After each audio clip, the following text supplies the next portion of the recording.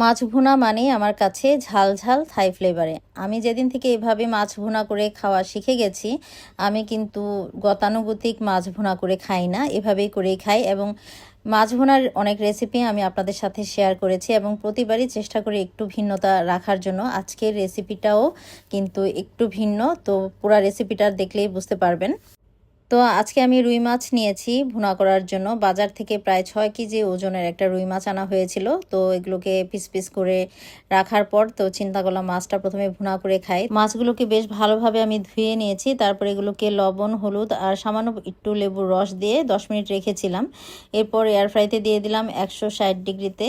প্রথমে 10 মিনিটের জন্য দিয়েছি। 10 মিনিট পর বের করে আমি একটু তেল ব্রাশ করে দিয়েছি বা স্প্রে করে দিয়েছি, দিয়ে উল্টে দিয়ে মাছগুলোকে আমি অপর পাশেও আরও 10 মিনিটের মতো বেক করে নিয়েছি। এই তো হয়ে গেছে আমার মাছ ফ্রাই। এভাবে তেলের পরিমাণটাও কম লাগে আর হেলদিভাবে মাছ ফ্রাই করে খাওয়াটাই বেটার মনে করি।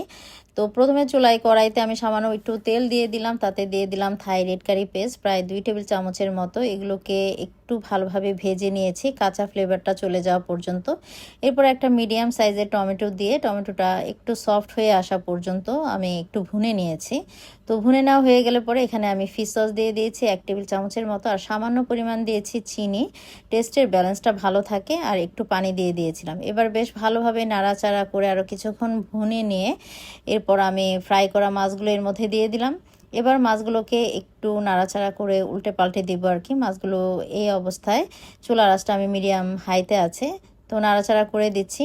আর মাছটা যেহেতু আগে থেকেই ফ্রাই করা, এটা হতে একদম কম সময় লাগে। তো আমি এখানে সামান্য পরিমাণ একটু কাফি লেবু পাতা একটু ঝুরি ঝুরি করে কেটে এর মধ্যে দিয়ে দিয়েছি।